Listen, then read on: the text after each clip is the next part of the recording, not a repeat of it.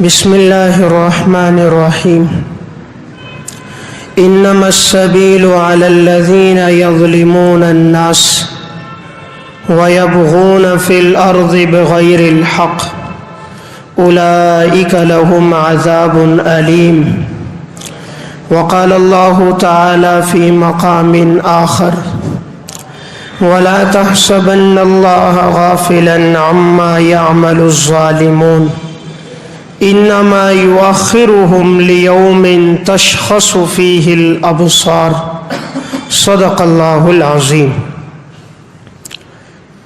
گزشتہ چند ہفتوں سے کبیرہ گناہوں کا تذکرہ چل رہا ہے۔ قرآن کریم اور احادیث مبارکہ میں بعض گناہ ایسے ہیں کہ جن کے بارے میں نہایت سخت الفاظ میں وعیدیں بیان ہوئی ہیں۔ انہی گناہوں میں سے ایک گناہ ہے غش الامام الرعیۃ وظلمہ لہم، امام کا اپنی رعایا کو دھوکہ دینا اور ان پر ظلم کرنا۔ تو یہ کبیرہ گناہوں میں سے ہے کہ وقت کا بادشاہ اگر اپنی رعایا کو دھوکہ دے اور ان کے ساتھ ناانصافی کرے۔ قرآن کریم میں اللہ رب العزت ارشاد فرماتے ہیں انما السبیل علی الذین یظلمون الناس، یقیناً الزام ان لوگوں پر ہے کہ جو لوگوں پر ظلم کرتے ہیں، ویبغون فی الارض بغیر الحق، اور وہ زمین میں ناحق بغاوت کرتے ہیں، اولئک لہم عذاب علیم، ان لوگوں کے لیے دردناک عذاب ہوگا۔ دوسرے مقام پر اللہ رب العزت نے ارشاد فرمایا وَلَا تَحْسَبَنَّ اللَّهَ غَافِلًا عَمَّا يَعْمَلُ الظَّالِمُونَ، اور آپ مت گمان کرو کہ اللہ غافل ہے ان لوگوں کے عمل سے جو لوگ ظالم ہیں، یعنی اللہ کو ظالم لوگوں کے عمل کا پتہ ہے۔ انما یؤخرهم لیوم تشخص فیہ الابصار، یقیناً اللہ انہیں مہلت دے رہا ہے ایسے دن کی جس دن آنکھیں کھلی کی کھلی رہ جائیں گی، یعنی قیامت کا دن۔ مہطعین مقنعی رؤوسہم، یہ وہ دن ہوگا جس دن لوگ دوڑ رہے ہوں گے، انہوں نے اپنے سر اٹھائے ہوئے ہوں گے، لا یرتد الیہم طرفہم، ان کی نگاہیں نہیں جھکیں گی، وافئدتہم ہوا، اور ان کے دل بدحواس ہوں گے۔ ایک اور مقام پر اللہ رب العزت نے فرمایا وَسَيَعْلَمُ الَّذِينَ ظَلَمُوا أَيَّ مُنْقَلَبٍ يَنْقَلِبُونَ، عن قریب ظالم لوگ جان لیں گے کہ وہ کس کروٹ پر پلٹ رہے ہیں۔ تو ان آیات میں اللہ تعالیٰ نے ظالموں کو مخاطب کر کے فرمایا کہ جو دنیا میں ظلم کرتا ہے اللہ کے علم میں ہے اور اللہ ایسے ظالموں کو سزا دے گا۔ نبی اکرم صلی اللہ علیہ وسلم نے ارشاد فرمایا الظلم ظلمات یوم القیامہ، ظلم قیامت کے دن اندھیروں کی صورت میں ہوگا۔ آپ صلی اللہ علیہ وسلم نے ارشاد فرمایا کلکم راع وکلکم مسئول عن رعیتہ، تم میں سے ہر ایک شخص نگران ہے اور اس سے اس کی رعیت کے بارے میں سوال کیا جائے گا۔ آپ صلی اللہ علیہ وسلم نے فرمایا ویل للامراء، ہلاکت ہے بادشاہوں کے لیے، ویل للعرفاء، ہلاکت ہے چودھریوں کے لیے، ویل للامناء، ہلاکت ہے ذمہ دار لوگوں کے لیے، لیتمنین اقوام یوم القیامہ، قیامت کے دن ضرور بے ضرور یہ لوگ تمنا کریں گے ان ذوائبہم کانت معلقۃ بالثریہ، کہ انہیں سر کے بالوں کے ساتھ ثریہ ستارے پر لٹکا دیا جائے، یعذبون، اور انہیں عذاب دیا جائے، ولم یکونوا عملوا علی شیء، اور یہ تمنا کریں گے کاش دنیا میں ہم کسی عہدے پر نہ ہوتے۔ تو یہ مسند احمد کی روایت ہے، اس میں آپ صلی اللہ علیہ وسلم نے فرمایا کہ جس شخص کے پاس عہدے ہیں قیامت کے دن یہ لوگ کہیں گے کاش ہمیں سر کے بالوں کے ساتھ ثریہ ستارے پر لٹکا دیا جاتا اور ہمیں یہ عہدے نہ دیے جاتے۔ کیونکہ ان عہدوں کے بارے میں جب باس پرس ہوگی کہ تمہیں یہ ذمہ داری دی گئی اور تم نے اس ذمہ داری کو کس طرح نبھایا، تو قیامت کے دن وہ تمنا کریں گے کاش ہمیں الٹا لٹکا دیا جاتا اور دنیا میں ہمیں یہ عہدے نہ دیے جاتے۔ تو اس حدیث میں آپ صلی اللہ علیہ وسلم یہ بتلانا چاہ رہے ہیں کہ یہ عہدہ لینا بہت بڑی ذمہ داری ہے۔ اگر انسان اس کو حق کے ساتھ، انصاف کے ساتھ پورا کر سکے تو فبہا، اور اگر نہ کر سکے تو اپنے آپ کو عہدوں سے دور رکھے۔ نبی اکرم صلی اللہ علیہ وسلم نے فرمایا ما من امیر عشرۃ الا یؤتی بہ یوم القیامہ، نہیں تم میں سے کوئی شخص کہ جو 10 آدمیوں پر امیر ہو مگر قیامت کے دن اسے لایا جائے گا مغلولا یدہ الی عنقہ، اور اس کے ہاتھ اس کی گردن میں بندھے ہوں گے، اما اطلقہ عدلہ او اوبقہ جورہ، اس کا عدل یا تو اس کو چھوڑا دے گا یا اس کا ظلم اس کو ہلاک کر دے گا۔ آپ نے فرمایا اگر کوئی 10 آدمیوں پر امیر ہے اور اس نے اپنی عمارت میں عدل اور انصاف کیا تو یہ عدل اس کو چھوڑا دے گا، اور اگر اس نے اپنی عمارت میں ظلم و ستم کیا تو آپ نے فرمایا یہ عمارت اس کو ہلاک کر دے گی۔ نبی کریم صلی اللہ علیہ وسلم نے ارشاد فرمایا اللہم من ولی من امر هذه الامت شیئا فرفق بهم، اے اللہ میری امت میں سے جس کو ذمہ داری دی جائے اور وہ نرمی کرے اپنے ماتحتوں کے ساتھ، فرفق بھی، تو اے اللہ تو بھی اس کے ساتھ نرمی کرنا۔ میری امت میں جو ذمہ دار بنے، بادشاہ بنے، علاقے کا گورنر، قاضی بنے، لوگوں کے ساتھ نرمی کرے تو اے اللہ قیامت کے دن تو بھی اس کے ساتھ نرمی کرنا۔ نبی اکرم صلی اللہ علیہ وسلم نے ارشاد فرمایا من واللہ اللہ شیئا من امور المسلمین، جس شخص کو ذمہ داری دی گئی مسلمانوں کے امور میں سے کسی کام کی، فاحتجب دون حاجتہم، اور اس نے ان کی حاجتوں کو پورا نہ کیا، وخلتہم وفقرہم، ان کی ضرورتوں کو پورا نہ کیا، ان کے فقر کو دور نہ کیا، احتجب اللہ دون حاجتہ وخلتہ وفقرہ، تو اے اللہ تو بھی اس کی حاجت کو پورا نہ کرنا، اس کی ضرورت کو پورا نہ کرنا اور اس کو فقر سے دور نہ کرنا۔ یہ سنن ابی داؤد کی روایت ہے، یعنی اس میں آپ صلی اللہ علیہ وسلم نے فرمایا کہ جو امت کے لوگوں پہ نرمی کرے گا، ان کی ضرورت کو پوری کرے گا اور فقر کو دور کرے گا تو قیامت کے دن اللہ بھی اس کی ضرورتوں کو پورا کرے گا اور اللہ اس سے فقر کو دور کرے گا۔ نبی اکرم صلی اللہ علیہ وسلم نے ارشاد فرمایا اشد الناس عذابا یوم القیامت امام جائر، سب سے زیادہ سخت عذاب قیامت کے دن اس حکمران کو ہوگا کہ جس نے اپنی بادشاہت میں ظلم کیا ہوگا، کہ جو بادشاہ بنا اور ظالم بنا۔ آپ صلی اللہ علیہ وسلم نے فرمایا قیامت کے دن اس کا جو عذاب ہوگا وہ نہایت سخت عذاب ہوگا۔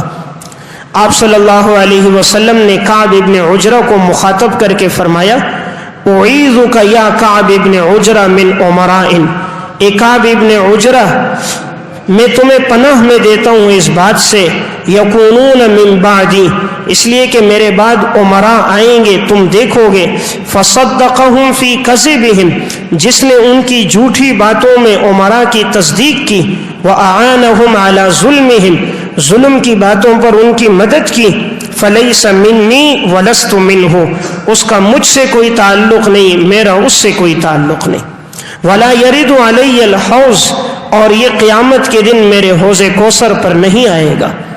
یعنی آپ صلی اللہ علیہ وسلم نے ارشاد فرمایا کہ میرے بعد حکمران آئیں گے، وہ جھوٹ بولیں گے اور تم میں سے بعض لوگ ان کی تصدیق کریں گے، ان کی جھوٹی باتوں کو سچ کہیں گے اور ظلم کے کاموں پر ان کی مدد کریں گے۔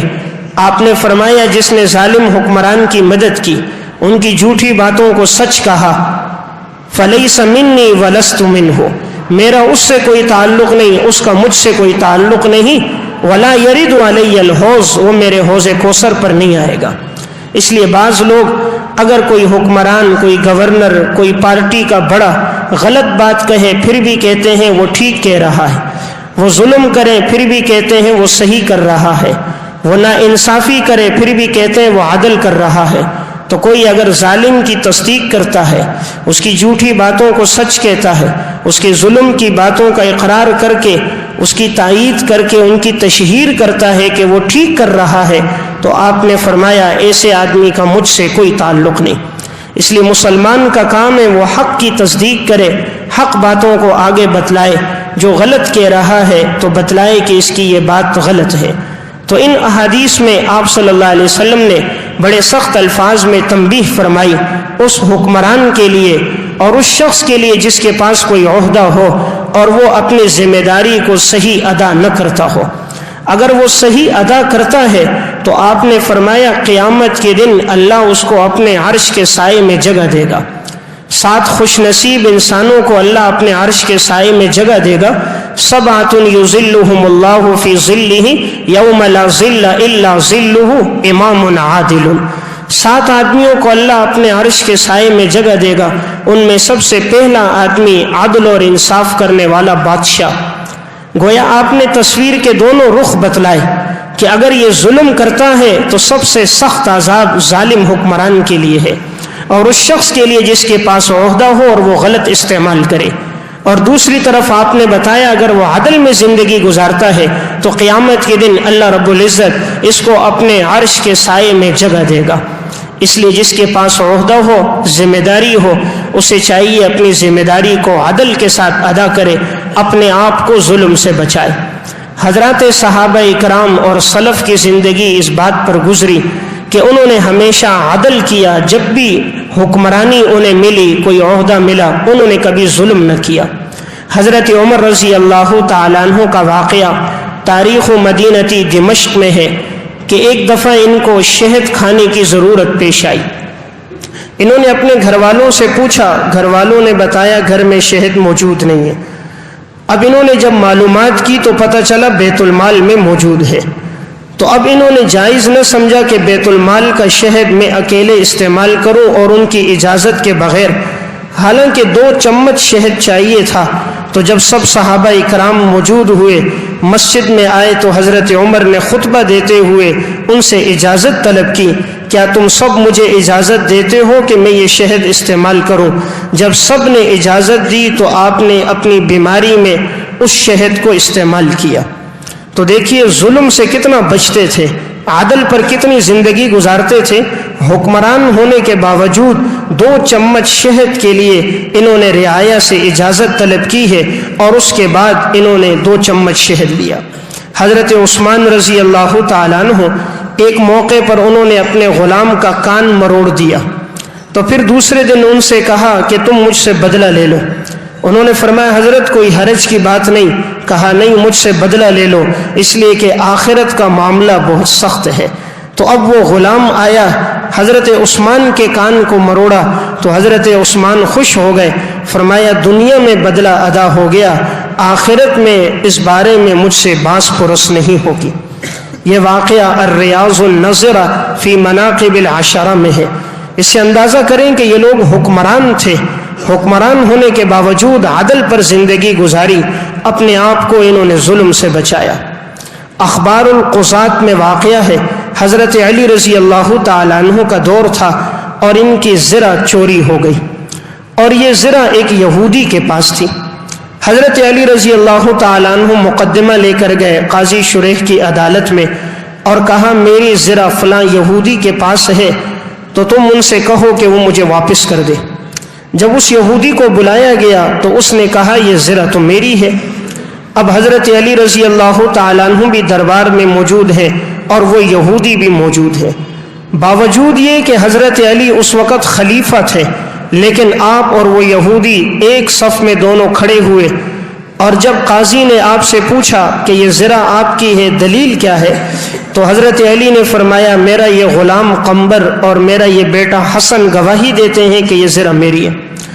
تو قاضی نے آگے سے کہا آپ کو معلوم ہے بیٹے کی گواہی باپ کے حق میں قبول نہیں ہے، غلام کی گواہی آقا کے حق میں قبول نہیں ہے، اس کے علاوہ کوئی موجود ہے تو بتاؤ۔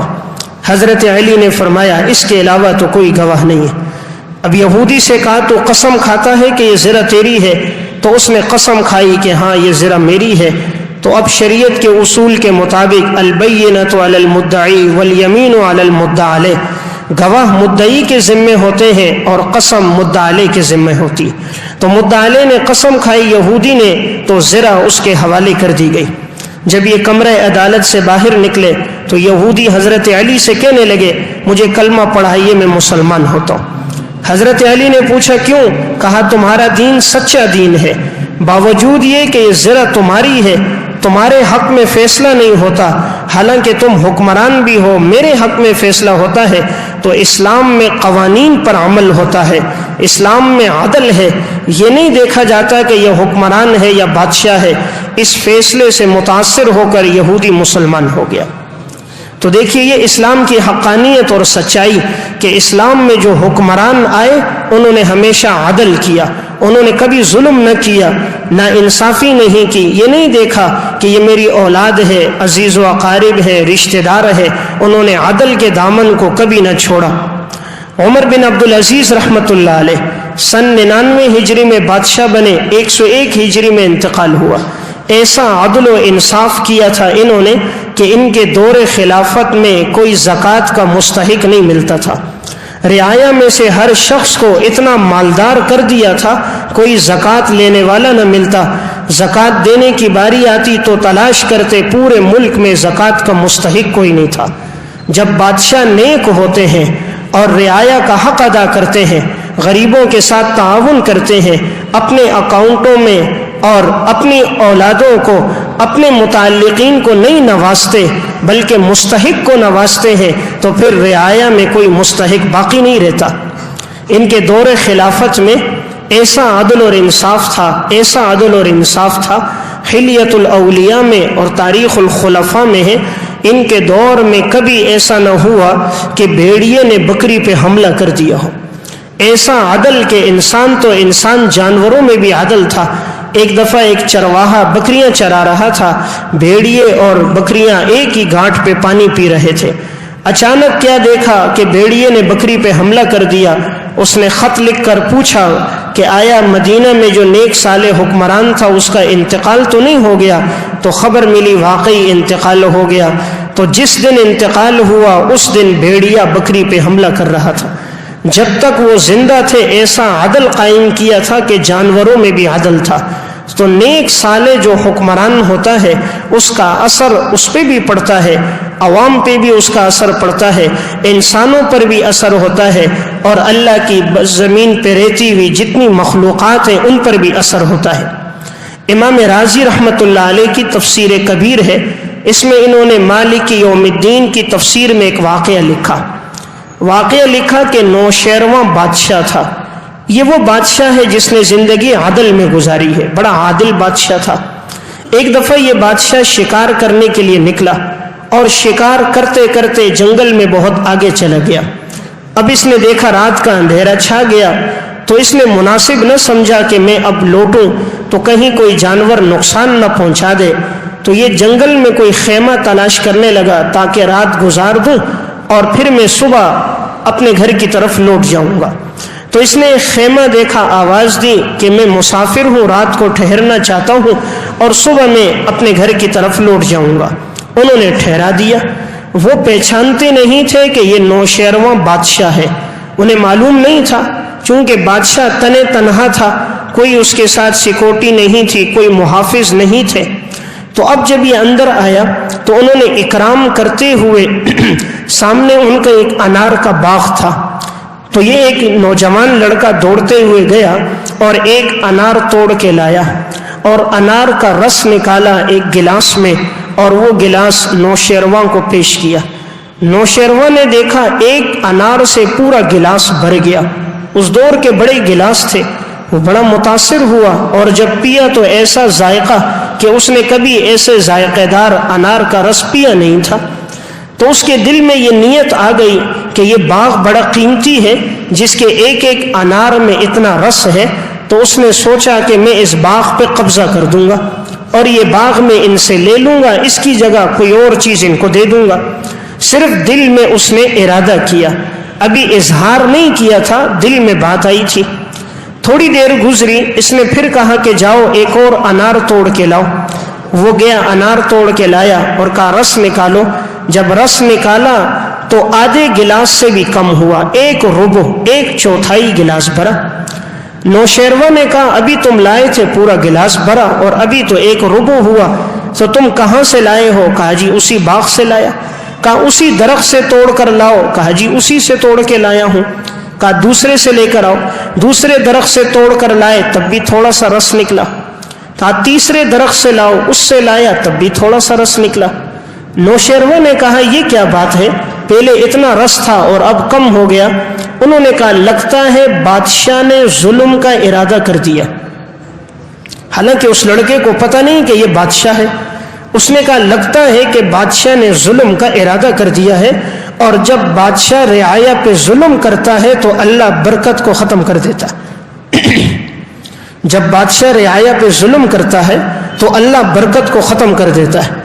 اب نوشیروہ کو تو پتا تھا بادشاہ میں ہوں اور ظلم کا ارادہ میں نے کیا ہے، تو اس نے اپنے دل کے اندر اپنی نیت تبدیل کر دی اور یہ ارادہ کر دیا کہ میں یہ باغ اس سے لوں گا نہیں، یہ باغ اسی کے پاس ہو. اللہ مجھے میرے اس غلط ارادے پہ معاف کرے. دل میں توبہ کر دی. پھر تھوڑی دیر کے بعد لڑکے سے کہا جاؤ بھائی ابھی انار توڑ کے لاؤ. وہ گیا انار توڑ کے لایا اور جو گلاس میں ڈالا تو پورا گلاس بھر گیا. بادشاہ نے کہا یہ کیا ہوا؟ تو اس نے کہا لگتا ہے بادشاہ نے عدل کی نیت کر دی، اور جب بادشاہ عدل کی نیت کرتا ہے اللہ تعالیٰ کائنات کی چیزوں میں برکتیں ڈال دیتا ہے.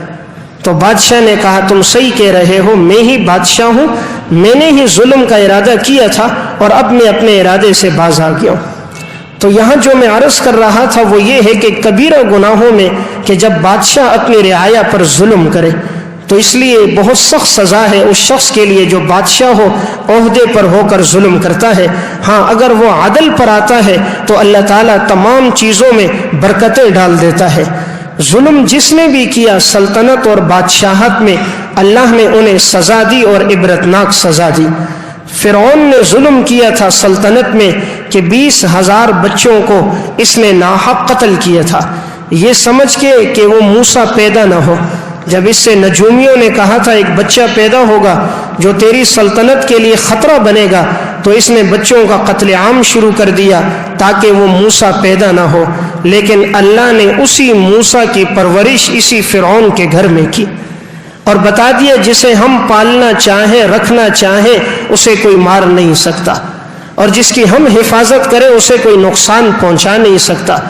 تو فرعون نے ظلم کیا تھا، اللہ نے اس ظالم کو بھی سزا کیا دی. قرآن کریم میں اللہ فرماتے ہیں فَالْيَوْمَ نُنَجِّيكَ بِبَدَنِكَ لِتَكُونَ لِمَنْ خَلْفَكَ آیَةً، آج کے دن ہم تیری لاش کو باہر پھینکیں گے تاکہ تو آنے والے لوگوں کے لیے عبرت کا نشان بن جائے. وَإِنَّ كَثِيرًا مِّنَ النَّاسِ عَنْ آيَاتِنَا لَغَافِلُونَ، اور اکثر لوگ ہماری آیات سے غافل ہیں. تو اللہ نے فرعون کی لاش کو باہر پھینکا.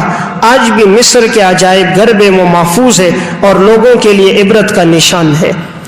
اسی طرح ایک ظالم نمرود بھی گزرا تھا جس نے ظلم کیا تھا، ابراہیم علیہ السلام کو آگ میں ڈالا تھا. اللہ نے اس ظالم کو بھی سزا دی کہ ایک لنگڑے مچھر کے ساتھ جو اس کے ناک میں داخل ہوتے ہوئے دماغ تک پہنچا تو وہی لوگ جو سجدہ کرتے تھے اب وہی آ کر جوتے اتار کے نمرود کے سر پہ مارتے ہیں. تو اللہ نے ظالم کو سزا دی. حضرت حسین رضی اللہ تعالیٰ عنہ کو شہید کرنے والے جتنے لوگ تھے دنیا میں سب کو سزا دے دی گئی. مختار بن ابی عبید ثقفی کا دور آیا، ایک ایک شخص کو چن چن کر اس نے قتل کر دیا. تو ظالم دنیا میں کوئی نہ بچا، ہر ظالم کو اللہ نے دنیا میں سزا دی ہے. اسی طرح ظالموں میں ایک گزرا حجاج ابن یوسف کہ جس نے اپنی گورنری میں بڑا ظلم کیا تھا. اس کا واقعہ ابن خلکان نے وفیات الاعیان میں نقل کیا ہے. یہ اس امت کا وہ ظالم انسان تھا جس نے 1,20,000 افراد کو ناحق قتل کیا تھا، اور جب اس کا انتقال ہوا تو اس کی جیل میں 20,000 سے زائد لوگ مظلوم تھے جنہیں بے گناہ اس نے جیل میں ڈالا تھا. اس نے آخری قتل کیا تھا حضرت سعید ابن جبیر رحمۃ اللہ علیہ کا، اور اس کے بعد پھر یہ 15 دن زندہ رہا تھا اور پھر اس کا انتقال ہوا. سعید ابن جبیر اس امت کے بڑے نیک صالح متقی انسان تھے. حلیت الاولیاء میں پورا واقعہ موجود ہے. سعید ابن جبیر اس امت کے وہ شخص تھے جس نے 1 رکعت میں پورا قرآن پڑھا تھا. تو اس ظالم جب ان کو قتل کرنے لگا، سعید ابن جبیر کو لایا گیا اور یہ ان سے کہتا تھا میرے ہاتھ پر بیعت کر دو، انہوں نے انکار کر دیا۔ اس نے کہا میں تمہیں قتل کر دوں گا، اس نے کہا موت اور حیات اللہ کے ہاتھ میں ہے، تیرے قبضے میں نہیں ہے۔ حجاج کہنے لگا تیرا نام سعید نہیں، تیرا نام شقی ہے۔ سعید کا معنی نیک بخت، شقی کا معنی بدبخت۔ تو کہا تو نیک بخت نہیں ہے، بدبخت ہے۔ تو سعید بن جبیر مسکرا گئے، کہا میری والدہ کو زیادہ پتہ ہے کہ میں نیک بخت ہوں یا بدبخت، انہوں نے جو میرا نام رکھا ہے وہ ٹھیک رکھا ہے، اور کون بدبخت اور نیک بخت ہے یہ تو قیامت کے دن پتہ چلے گا، دنیا میں پتہ نہیں چل سکتا۔ یہ کہنے لگا میں ابھی تمہیں ذبح کر دوں گا۔ سعید بن جبیر مسکرانے لگے، موت اور حیات تو رب کے اختیار میں ہے، تو نے کب سے اپنی قدرت میں لے لیا ہے؟ اس نے کہا میں ابھی تمہیں قتل کرتا ہوں۔ جلاد کو بلایا اور نیچے چمڑا بچھایا قتل کرنے کے لیے۔ انہوں نے کہا مجھے 2 رکعت نماز پڑھنے کی اجازت دو۔ انہوں نے کہا اجازت ہے۔ سعید بن جبیر نے بڑی مختصر نماز پڑھی، 2 رکعت نماز ختم کی۔ حجاج بن یوسف کہنے لگا میں نے تو سنا تھا تیری نماز بڑی لمبی ہوتی ہے اور تو 1 رکعت میں قرآن پڑھتا ہے، آج تو نے بڑی مختصر نماز پڑھی۔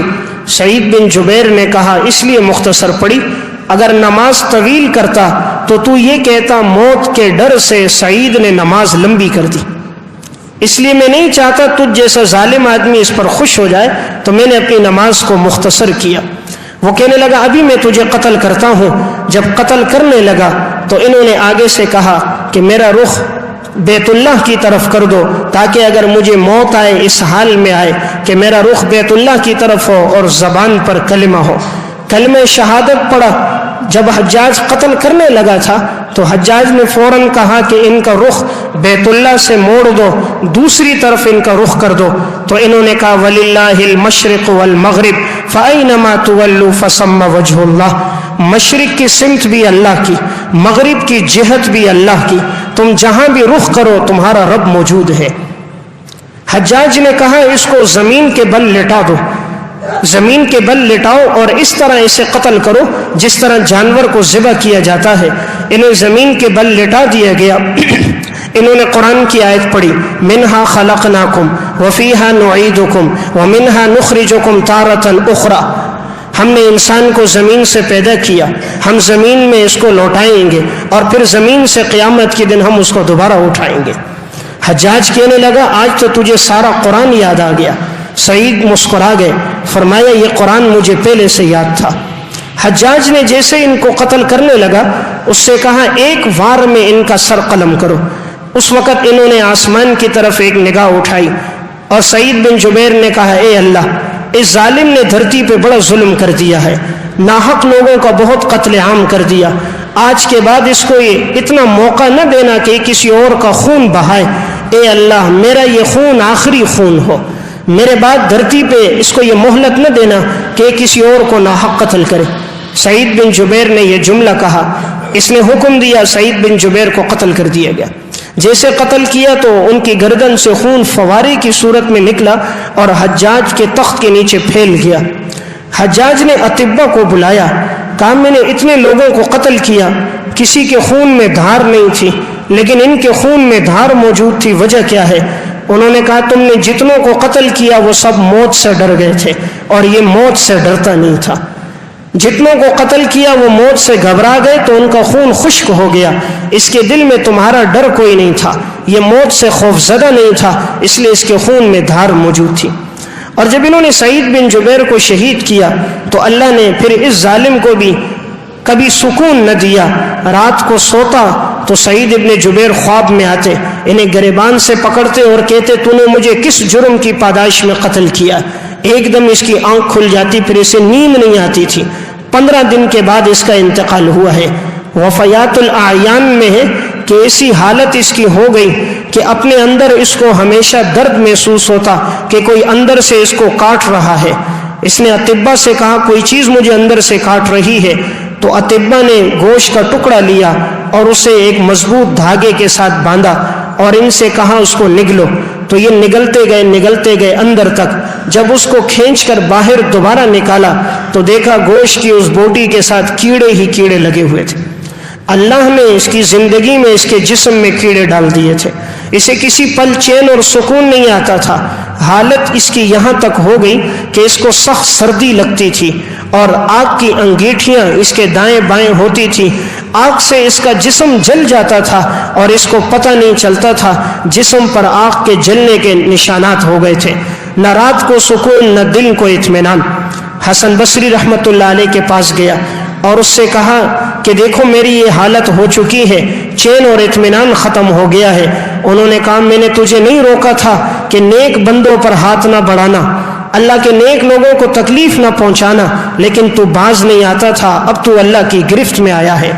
تو یہ حسن بصری سے کہنے لگا میں تم سے یہ نہیں کہتا کہ دعا کرو اللہ مجھے شفا دے، بس یہ دعا کرو اللہ مجھے موت دے دے، اللہ مجھے موت دے دے، یہ تکلیف میں برداشت نہیں کر سکتا ہوں۔